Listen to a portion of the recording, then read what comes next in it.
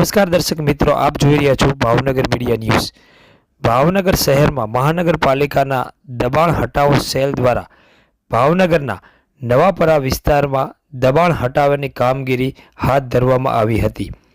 દબાણ હટાવો સેલ દ્વારા નવાપરા વિસ્તારમાં જૂની બાઇકોની લે વેચ કરતા દુકાનદારો દ્વારા નડતરરૂપ રાખેલ આશરે 19 જેટલી બાઇકો જપ્ત કરવામાં આવી હતી, જ્યારે લોકોના ટોળે ટોળા એકઠા થઈ ગયા હતા અને ઘર્ષણ થાય તેવો માહોલ સર્જાયો હતો। દુકાનદારોમાં ભારે રોષ જોવા મળ્યો હતો। રિપોર્ટર ફિરોઝ સેલોત, ભાવનગર।